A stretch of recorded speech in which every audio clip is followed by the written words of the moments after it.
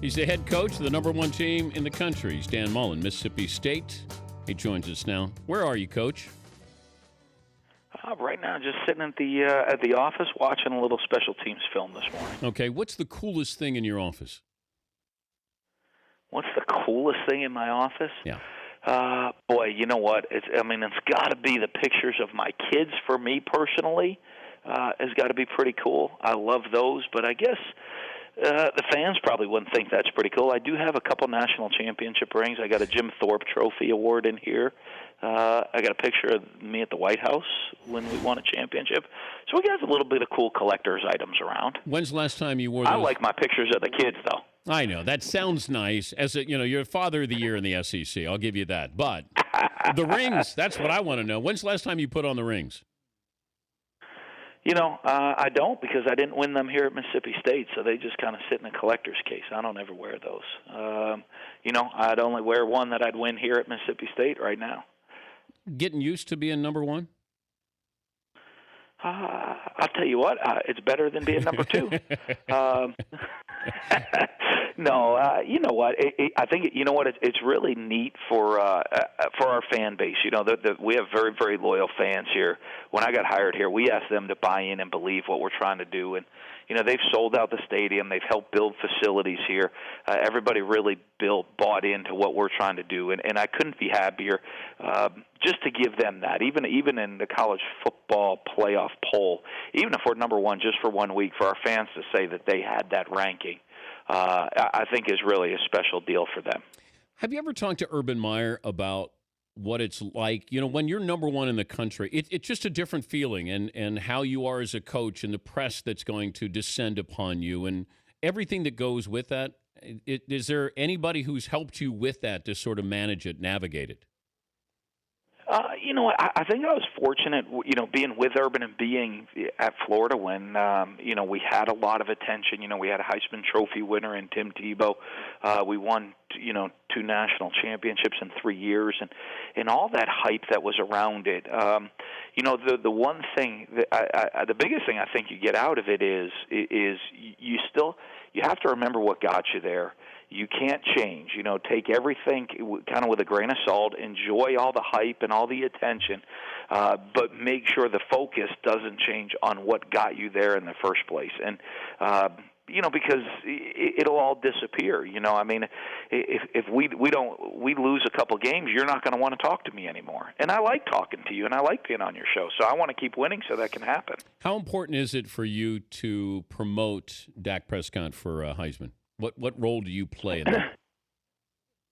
I think we're pretty fortunate now. I think there's so much attention and hype that gets out there, and they start talking about that stuff early, that has really taken all the pressure. I don't think we have to do anything, because he's already gotten all this national attention.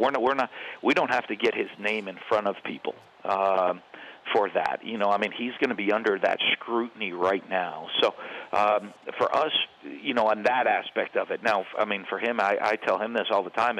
If he likes the attention, the scrutiny, if he wants to be in the conversation for the Heisman, keep playing well and helping us win. And if he doesn't, then go out and throw a couple of interceptions, and everyone will leave him alone. And he,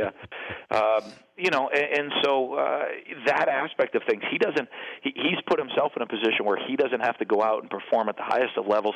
He has to keep helping us win, and he's going to stay in that discussion now. Where, some guys maybe that aren't on the radar right now, schools are trying to get this star player they have out in front of people. When's the last time you yelled at him? Yesterday, probably at practice. I'm sure I yelled at him about 3 or 4 different times. I have a pretty high standard for guys, and as a coach, I like perfection in everything that we do. And I guess it's a friendly yell, or more maybe constructive, loud constructive criticism. I would call it more than a yell. Have you ever heard this in your sleep?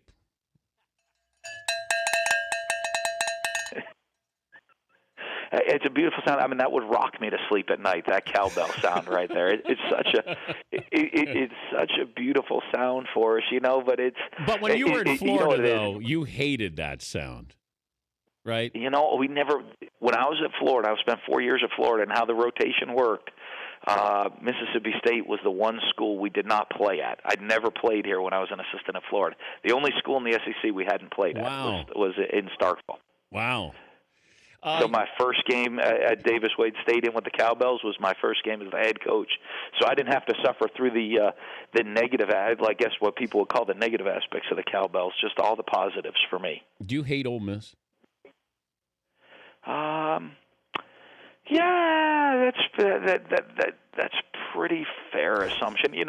People always look at the rivalry, and there's nothing personal about any individuals, about any of their players. I know and recruited a lot of their players.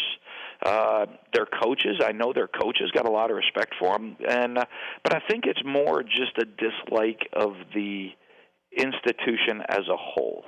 And I don't use words like that. We just call them the school up north. Yeah, but don't you want Ole Miss to continue to win because you want them to be highly ranked when you face them over Thanksgiving? I put it this way. I felt great. I would have loved to see both teams be undefeated to play an Egg Bowl. I thought that would be such a special deal for the state of Mississippi. Now, on an individual game basis, I don't know that I root for them all the time. But I would love to see both teams have a lot of success, and because I do. I love the people in Mississippi. They're so passionate about their football, and to see, and to know that the teams here in the state are having success is so good for everybody in the state of Mississippi. They take so much pride in it. Well, congrats. Don't sleep on Arkansas before you have Alabama there, Coach.